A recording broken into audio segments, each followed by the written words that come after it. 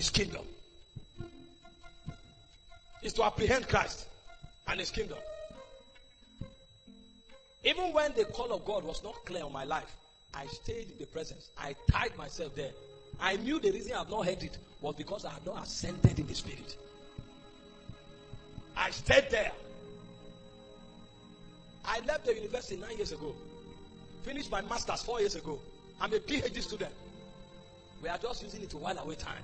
I'm in Makodi. I've turned down many job offers. As I'm coming to preach here, you will think we are preaching with fire because there are 1,000 people. No. Even right now, we go to preach among teenagers in secondary schools. We are pursuing somebody. It's not an ambition. The people lecturing here, those who have understanding, they are here for the kingdom. That's why you see Pastor Silas, a lecturer, running around with students, carrying speakers. There's need for money. Get money. He's not your mate. But because of Jesus, we are one. There's no class distinction anymore because we have one ambition. So he can leave every other thing and come to run around between the crowd. He's a man that has understanding. You reign, you ancient Zion's king. Kadosh, Kadosh, you are mighty. There's no destiny. There's no destiny. There's no destiny outside of Jesus. Oh my God, let me tell you something. When you have found Jesus, then if there is a need in the military for Jesus, then God will open a door and they will send you there. You are not just going there to be an army officer. When you go there now, you become the Jesus in the corridor of the army. When you have apprehended Jesus, then he can send you to the political corridor. He can send you to the investment world.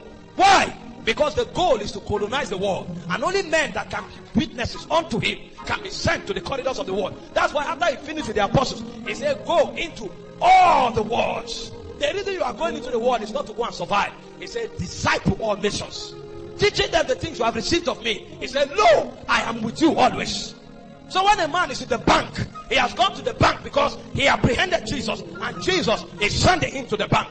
When you are in school, you have apprehended Jesus, so Jesus has sent you to the campus. But those who don't have understanding, these things don't mean anything to them. Their life and their God is their bellies. You will never be relevant. There's safety. There's safety. Because Jesus said to Peter, he said, nobody who chooses me will be irrelevant. He said, in this world and in the world to come. The psalmist said, I was young, now I'm old. I have never seen the righteous forsaken. Listen, the righteous in this context is not somebody who does have the nature of God. It's somebody who is walking in alignment with the government of the kingdom. Somebody who is under the laws of the kingdom. He said, if you find a man like that, I have never seen one of them who is begging for bread. It's not this one that you just say, I'm born again, and you are living for yourself. No, you are born again, and you are living under the government of heaven. He said, such a man can never beg for bread. In this life, you will reign, and even in the world to come. Because in the world to come, the Bible said, we will be shining like the brightness of the heavens. Some of us, we carry stars on our bodies. I tell you, we will carry stars, many stars. You have not seen in the spirit. When you see some men in the spirit, they are clothed with stars. If you see Paul, you will run away because of the glory. He will shine like the brightness of the heaven because he knew him and he lived for him. Kadosh, Kadosh, you are mighty on your. You reign, you reign, you reign, you reign.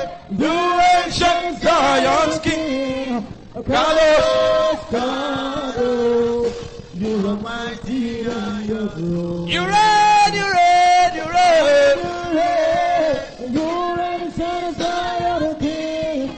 Kadosh, Kadosh, you are mighty on your throne. Can you just make a prayer for 2 minutes? Ask Jesus to reveal himself to you. That may be the most important prayer you have prayed this year. Because if we check the catalog of your prayers, some of you have been praying for bread. What will we eat? What will we eat? But the Bible says when Moses was come of age, when he had grown, when he was a child, he was enjoying the pleasures of Egypt. But he said when Moses was come of age, when he was come of age, he left the pleasures of Egypt. He chose to suffer reproach with the children of Israel. When he was come of age,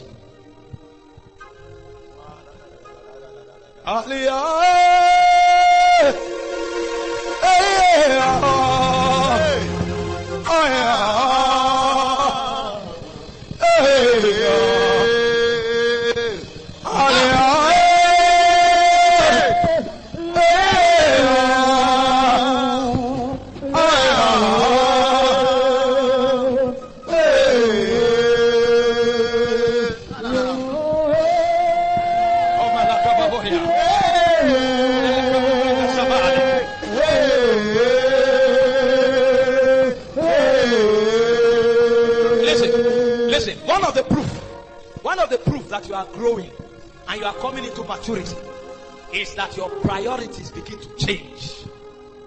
Maturity in the faith is not a function of how long you have been in church. That's why Timothy, at the age of 17, was the bishop of Ephesus. And Timothy, who was a teenager, was ordaining elders and pastors. Because being an elder in the church is not a function of age. It's not a function of time. It's a function of the depth and the apprehension of grace that you have on account of the dealings that you have submitted yourself to, so that you become a spectre through which the dimensions of heaven can be seen.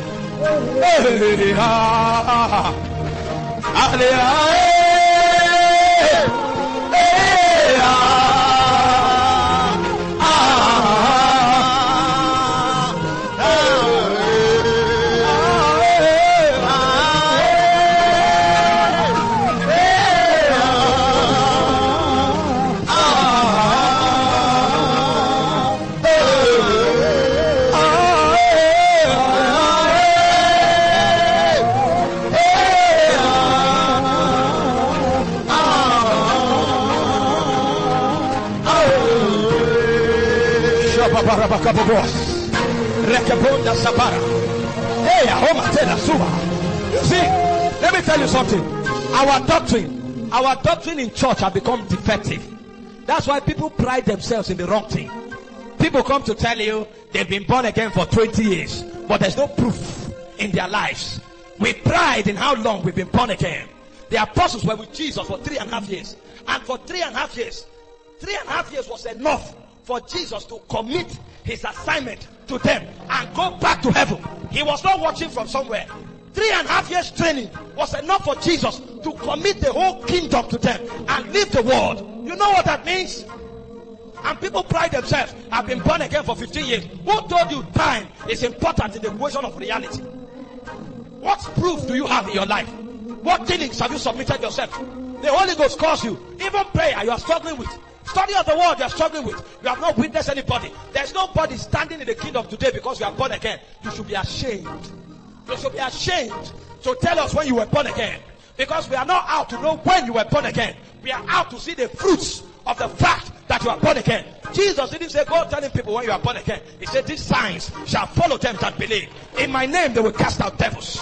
They will drink poisons. If you not hurt them, they will walk upon serpents. They will not be hurt. He said they shall be witnesses unto me. And in eternity, nobody is going to ask you of time. In eternity, it's going to be an assembly of overcomers. He said they that overcome. They that overcome will I cause to be planted as a tree of life. They that overcome, I will give a new name that no man knoweth. They that overcome. They that overcome. Not they that are long in church. Hallelujah.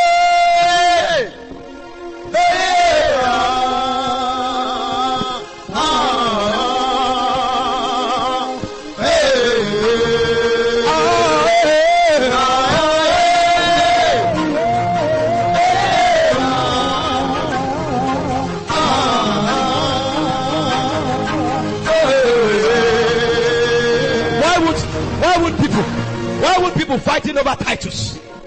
Why wouldn't they fight over titles? In our world, apostles move with pride because they think it's about the title.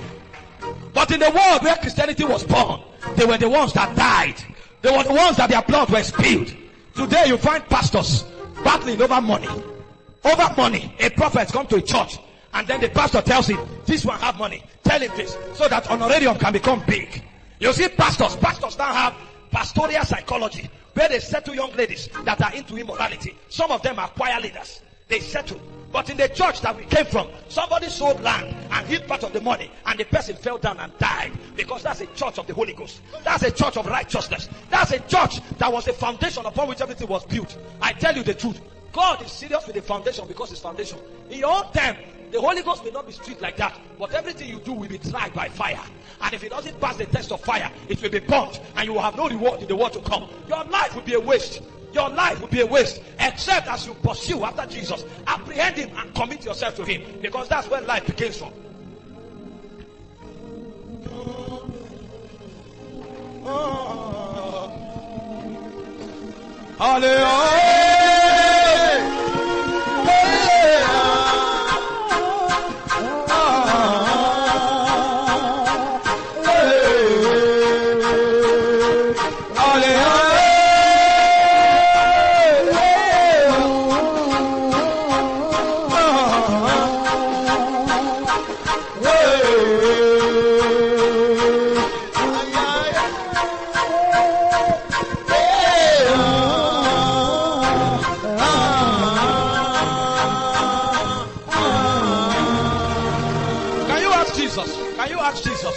Just for a moment, to give you a new orientation.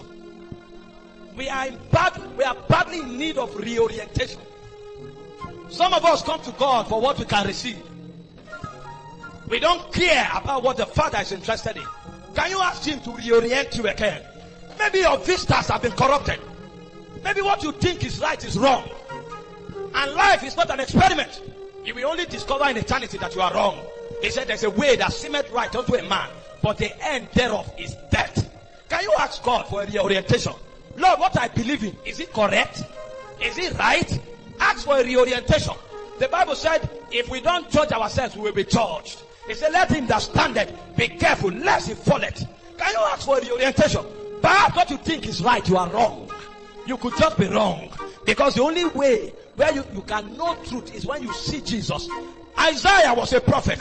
He was prophesying for many years. But the day he saw the glory of God, the first thing he said was, woe unto me. A prophet for the first time discovered that after having done prophetic ministry for many years, he was among people of corrupt lips.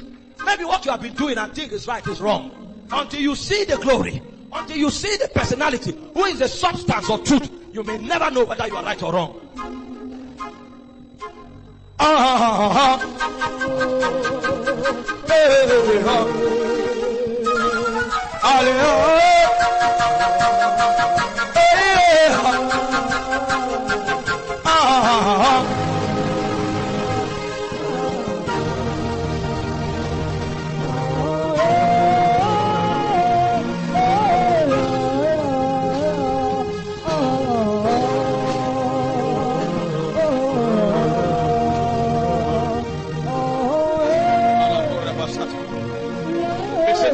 Be seated for a moment. Just be seated for a moment. All right. Time is truly a body. Time is a body. Time is a body. Time is a body. I was going to share with you some laws that govern the kingdom to keep you safe. Because most of you, after this meeting, you are going to be venturing into things. The Holy Ghost is going to be carrying you into syllables, different syllables of the Spirit. Prayers, fasting. And you begin to have encounters.